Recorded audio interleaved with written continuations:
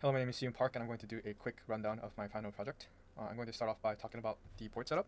So my motors are connected to PB09 and PA15, and they're in 1, 2, 3, 4 are connected to 20, 21, 04, and 05 respectively. My acceleration data is being fed to PA23, and my Bluetooth is connected to PA07 and PA06, and my LiDAR data is being passed through PA11. I decided to only use LiDAR because I felt like it was the simplest setup, and I just wanted to challenge myself without using anything else.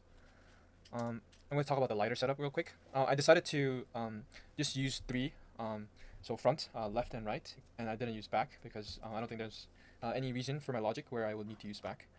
This is kind of representative of how most micromouse or like maze solvers are usually recorded, but they usually use a ultrasonic sensor, but try to do the same implementation using a LiDAR sensor. So basically, the zero, so the starting axis, is pointing to the right side. So left will be 180 degrees, and forward or front will be 270 degrees. So the right sector is starting from 40 degrees to 340 degrees. The front is 250 to 290 degrees, and the left is 160 to 200 degrees. So this is giving us 40 degrees. So it's reading all the data from the left side, the right side, and the front side, and it's basically trying to find the minimum, so the lowest point on each side. And we're going to use this data basically to run our finite state machine. And our SFM logic is like this. So basically, there's four states. The first state is called the start state. Basically, what we do in the start state is because for the maze, we technically have to enter. So I decided to use just a logic to just move our robot to go straight forward until it detects a front wall, which is set by the threshold. So if we look here in our code, um, we have something called the threshold, which is on default by 250. So basically, this is the threshold, so 250 millimeters, so 25 centimeters. If a wall is detected, then it would exit out of that start state, and it will go towards follow wall state. Um, and that brings us to the same thing goes for the cage or the line tracing, because technically we still just go forward before we make a turn, so we need to go forward anyways. So that start stage works for both conditions, and that's why I implement it like this. And the next state is the follow wall state. The simplest idea that I had for this was just to make a left wall following robot. There is some edge cases, but after looking at the maze provided by their professor, I decided that this implementation is viable and can work. So I decided just to make this simpler version. Um, so basically, what it does is it checks left first, and if there is space in the left side, then we make a left turn. Uh, and then the next option is forward. So if the left is blocked, as in this, as you can see in this photo, then we will move our robot to go forward. And for right, the last case is the right case. So if both left and the front thresholds are met, then we'll move our bot to the right. So for our cage setup, basically what it will do is it will just keep moving the bot forward, and because we're just gonna follow the left wall for the cage or the line tracing, we'll never have to turn left. So every turn will be a right turn. So basically that's the wall follow logic. And for the maze, basically we only make a left turn if we go past a certain something, and then we'll hug the left wall again. So we'll keep following the left wall. So we'll go like this. So we'll first come in, we'll go to the left, and then we'll go because left is covered and the front is covered. We'll turn right, and then we'll keep hugging the left wall until we can make an exit. Yeah, and then the next logic is called the search for wall. Because the motor and the lidar itself has a lot of errors and it's not precise, and also we don't have a gyroscope module. We can't make perfect turns. And our lidar data can be kind of obscured or incorrect at certain points. So we need this SFM logical search for wall. So basically, what search for wall does is it becomes called when we make a left turn. For right turn, there's no scenario where this is kind of hard to explain, but when we make a right turn, basically, we'll always have a wall. But for left turns, there's some scenarios like this, which is kind of prevalent in our maze, where we don't have a wall. So basically, what this search for wall does is it tries to look for a wall by sending a checking in front of us. And if there is a wall, so if there's a scenario where two ticks line up, so we're going to do this for two ticks. So this is one and this is the second tick. If this distance are equal to each other, that means that there is the wall. There is a wall because we're going straight. Um, but in this scenario, since there is the ticks are all different values, basically we're just gonna keep moving forward little by little. We'll inch forward. Basically, the reason why I added this is because in this scenario here, after we make a left turn, we need to clear our car. So we have to move our car forward so that it doesn't do an infinite loop. Because after doing the left turn, if we don't move it forward, it will think that there is space on the left side. So this is how I implemented it so that it will keep going forward.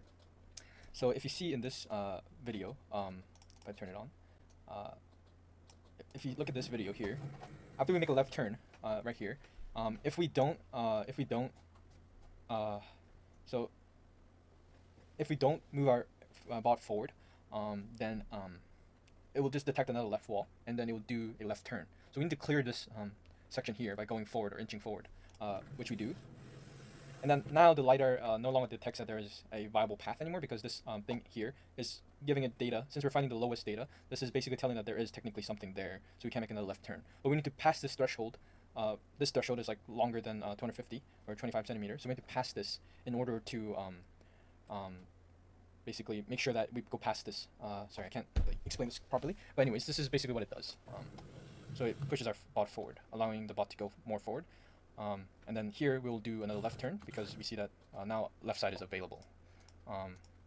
Yes, that was for the search for walls. And then now I'll talk about another issue that we have, which is align to wall.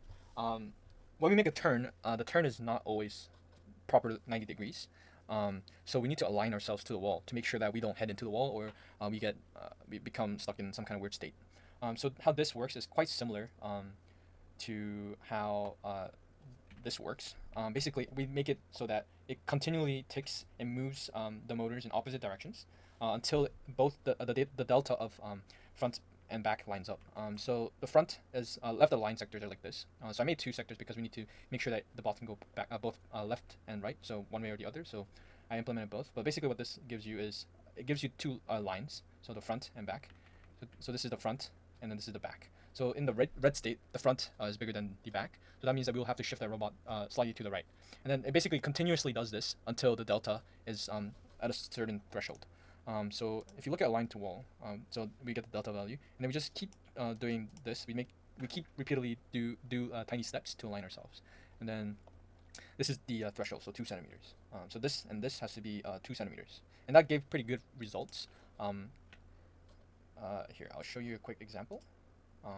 So if you watch the video here, since we made the turn and we did not make a proper like 90-degree turn, we get close, but the points here are not, the delta is not this, sorry, the front and the back is not the same. So we'll constantly shift until we align. After we align, we are left to go forward. Here that was we turned right because the threshold for left was or something was wrong. I don't know. And it does it again here to align ourselves. Yeah. So basically that's the SFM, and then this is the Bluetooth reading. So basically I just made it so that it constantly after one LiDAR read, it sends the data to through Bluetooth, the accelerator data. This is the outputted data for a small section because I couldn't capture the whole 5 turns. So I presume this is when we're going straight, and this is when we're aligning ourselves basically. Yeah, so that's the end of my explanation. I'm going to talk a little bit more about my main and how I implemented the turns and stuff. So I had to use a crude timer. So I didn't know how to make it so that the 90-degree turn is always accurate. So then I would make it so that we could kind of calibrate our robot, and also like every time the battery drains a little bit, our turns would like be out of sync. So then I would have to make something to calibrate basically how to calibrate the turns properly. So we have a something called enter calibration mode. So basically this will be in my UR Bluetooth terminal. Basically it would give me options to test out different calibrations. So 2 would be the left turn, 3 would be the right turn. And then we'll calibrate these values, and then we'll set it at the set menu. So there's another option in the menu where we could set the values for the left and right wheel, as well as the left turning speed and the right turning speed and the threshold. And then we also added a mode as well right here. So if you set the mode to 0, we'll follow left. If you set the mode to 1, then we'll follow right. Yeah. So that's basically the gist of my final exam. It didn't go as planned, mainly because I didn't actually have a lot of time to work on it. But if I were able to, if I also have a MacBook, so I wouldn't be able to kind of like tinker with these values um, at the maze itself. So I had limited time because of other stuff that I had to do. But I think if I had like another extra week with the maze itself, so if I could tinker with the maze and yeah, I think I could have gotten it a bit more accurate. Yeah, but that's it. That's it. That's the end of my explanation. Thank you for listening. And I would like to thank the professor. Actually, this was one of my favorite class so far. Thank you. Goodbye.